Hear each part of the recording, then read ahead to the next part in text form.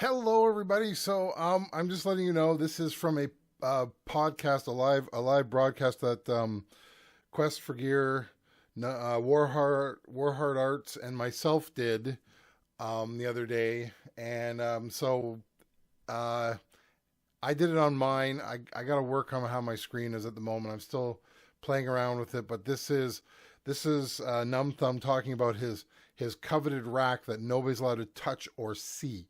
So I wanted to share that with everybody. So that's what this part is. There's going to be a couple more. I'm going to cut some out of it. It was taken down because there was an email address that was shown, which we shouldn't be showing. So that being said, here's Numb Thumb from Hard Arts talking about his rack. Hey, This is the rack. I'll go ahead and give you guys the micro tour. I'll eventually. I got to stop sharing screen. Hold on. Let me. Okay. I'm eventually going to probably go through, little videos about some of my gear or whatever, and some demonstrations. But I'll give you guys the nickel tour. I'll start at the bottom. That's the good stuff. If you can see very well, the color's kind of dark here. Ooh. All right. Oh, it's going to be reversed. Maybe I can turn my camera around. Hold on. Got to be away. All right, guys. So I got the my front end is a tube preamp, the HHB Radius 50 tube. It's a channel strip, really. It's a tube mic and a compressor, but I think the compressor is JFET. I'm not sure of it. I'm not sure if it's full architecture. It's amazing. It's dope, and it's Revive Audio modified. They did a great job. It sounds amazing. So clean, so clear. I haven't tried to drive it yet with some gainy stuff, but it's got makeup gain and everything. Through my main mic, here's an interesting thing. Check it out. That's not coincidentally set right up the middle. That's where it sounds so balanced. And I can even clean it up. It does get cleaner, and it does get a little juicier and hotter. And then I keep the makeup gain very low, and the final output, I had it indescribably below, right up the middle. And by golly, that's where it works great. There's no secret magic settings. Neutral is amazing. So that's my front end. I got a quad noise gate, which I only need when things are noisy. It's 4 gates, and they're all patched in individually. I got a Rolls duplicator. It's what do you call it? Distribution amplifier. It'll turn 1 line signal into 8, or it'll turn 2 into 4. One of them's bad, so I only got 7 outputs out of it. And I don't use it. I haven't even had a need to use other than 2 at a time. So what does a duplicator but I will do? You just run XLR input in the back, 1 or 2 of them, and it simply. You can't hear me? Oh, my speakers. Hang on. Shoot, I gotta go get my phone. You can keep talking. Mike's speakers shut off at 9 p.m. He's got an alarm on it. Yeah, his speakers turn off at 9 p.m. He can't hear us all. Oh, that's cool. Revive Audio. So Mike. Yeah, the Revive Audio is amazing. I recommend their company now that I've gotten one, and it comes with a extended warranty and everything. And they listed in detail what they did to modify this thing.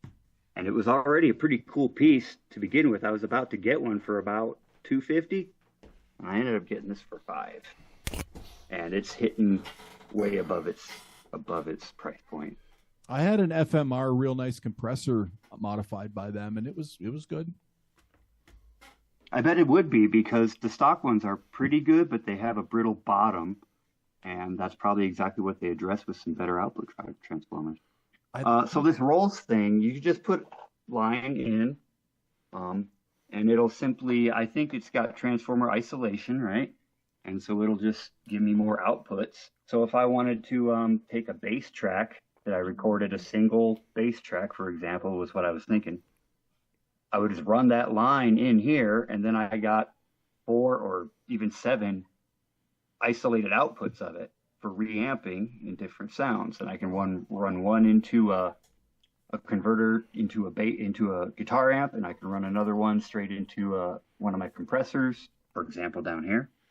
And then I can use another one clean to parallel it. I can use another one to send a dry to reverb, and then just bring them back into the console. Can you slow them down and speed them up as well, or slow them No, down? it's just a signal splitter. Oh, okay. Just splitting signal. Yeah.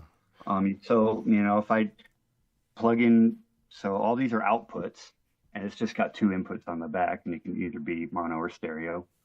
Well, I guess it's mono or dual mono.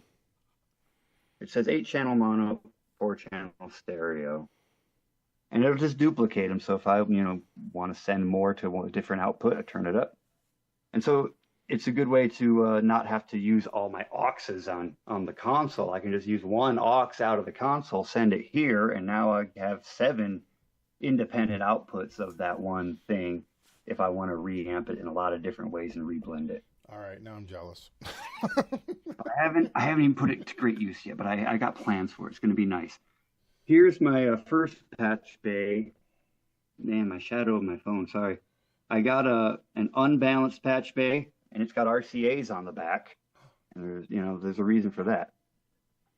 Because a lot of the outputs on the board are unbalanced. But they're not unbalanced. It's crazy. This board is weird, and that's why the rack has to be weird. And my whole setup is weird. The board has unbalanced outputs that are pro level, so they're not -10. They're at like 0 dB or whatever, +4 unbalanced, which means I can use an RCA jack for some of that routing. And then all the inserts and everything and the line inputs and the line outputs are all unbalanced. So then I got a balanced patch bay up here, the Nutric one.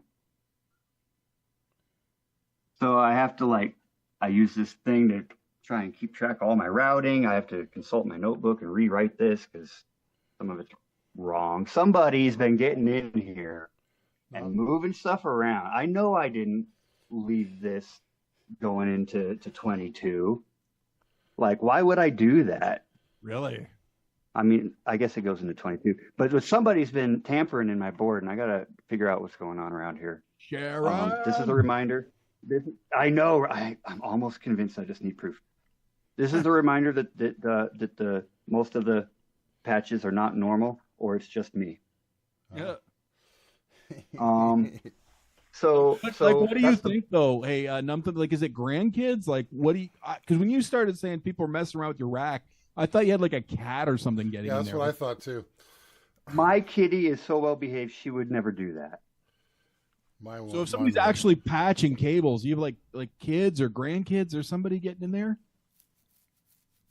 I mean, it could be the cat, but I mean, whoever it is, they're not reading the signs. So that's the boring. Are they patching though? Is somebody actually messing with the patch cables? I mean, it's possible that I did it and forgot, but that seems very unlikely. Especially because I'm going through all this trouble to try and get it to make sense because it wasn't making any sense a while back. I had to regut it and do everything all over again. And it continues to change. It has nothing to do with me working into the hours of the night, all cross-eyed and sleep deprived. So then up here we got some good old fun Alesis stuff. I got the Alesis NanoComp piece of crap. Don't like it. Really? It is digital. I was thinking it was a miniaturized 3630. 3630? Yeah, the 3630. 30. But it's not. It is digital. It's analog in and out, but it's digital. So that means that digital converts your signal in and out at a not super high quality rate. But it's okay because it has a side chain, and that's all I need it for is the side chain until I get a compressor that has side chain input. I don't have one yet. I'm looking at like a DBX unit. But I do use it for side chaining my bass off of the kick drum. And it works, but because it's digital, phase problem, right? It's not going to parallel correct. So I always have to remember if I run something through here, and if so, how many times, and then also a digital conversion back to the recorder. So I have to keep track of how many times I'm converting because of phase and stuff if I ever want to parallel stuff back together. It's a pain in the ass. I never worry. Below that, I got stuff. the micro enhancer. The micro enhancer is awesome. It uses the same power supply as that, and I think it's analog, but I can't be sure. But I don't care. It's stereo, and it is just a high-end enhancer. And what it does is it's like the opposite of a compressor. It's just an expander, but it only expands when there's something hitting the threshold. So when the highs come in, it'll boost the highs, but it's not going to boost the highs statically, which would just raise your noise floor. So that's really great for crisping up overheads or making a guitar shimmer or any number of things that you want to open up the top end, but you don't just want to crank the highs on the EQ. Really cool investment. I like it. Right on. That's a line converter like I showed in one of my videos. It just converts consumer level to pro and pro to consumer, so you don't blow up your home stereo with this pro audio stuff. Mm-hmm. Andy. Or your old EQs and stuff. This is a realistic preamp, battery powered preamp, 4 mic pre's, stereo output, super cool, transistorized, portable. You can plug a guitar into it. You can plug those old tip sleeve mics, those low volume mics. You can plug anything into it. Dial it in, and it's got RCA output, so I'm able to patch that to my RCA patch, and if I want to boost it up for something, I can. If I don't need to, I don't need to. My console will accept pro level and minus 10 dB inputs currently, but when I make that modification, I'm going to make all the inputs +4. How do you do that? You got to hit a switch or something, or like you resolder it, or what? Yeah, there's just a jumper solder job to do inside that's going to switch the default line outputs and inputs. All right, so your main line input is at +4, but then your tape input, your tape return, and your direct output on each channel are all at -10, because that's the kind of tape decks it was expecting. Okay. Right? So you can make a simple solder jumper. I don't even think I need to buy wire bits. I think I could just use the solder lead and just drag solder and make the jump, according to what I've read. And then all the ins and outs are going to be expecting +4 dB. I can never keep the two sorted, +4 and -10. Like, which is which? I know. Well, I had to figure it all out. It makes everything complicated. So if I make the modification, it'll simplify things. The other cool thing about my unbalanced patch bay is I can wire in all my home stereo stuff too, and put it right into the board without having to worry about impedance or anything. Because there's no RCA inputs. A lot of boards will have like your RCA inputs right there, red and white. Yeah. I don't need that because every tape return is essentially a balanced RCA low-level input at -10. It's strange. Oh. It's strange. Moving up to fun stuff, DBX stuff. Man, I love DBX. I got a pair of 563X, the silencer. It's a DI, or you can run a line into it and it'll just cut high hiss. People use it for cutting the high edge off of their metal guitars, or it was made for tape, obviously, to remove tape. But it's basically an adjustable gate. Oh. I got 2 of them, and they can work in stereo link, and they're both a DI. And they can reverse DI for reamping. You can plug a line level input in the back, and then it has a guitar level output on the back. That's cool. It's so cool. It's a great problem solver. You should get one. Yeah, that's really cool. They're great. And then I got a 263X de-esser, which I need because my voice. Enough said. Okay. But, and my microphones, I have it put away. My AKG mic is very sensitive and sibilant. And then my voice is very sibilant and lispy. So I need this, but I haven't dialed it in yet. I got to find out where it works for me. When I was first toying with it, it's a super esser. You said it wrong, and it brings out the S's so bad. Hey, we're gonna lose the feed in about a minute and a half. Just Yeah. a heads up. Gotta have. Lexicon effects, Awesome. drummer compressor. This is really important. That's for whatever I need. The gates on it. Oh, lost the feed.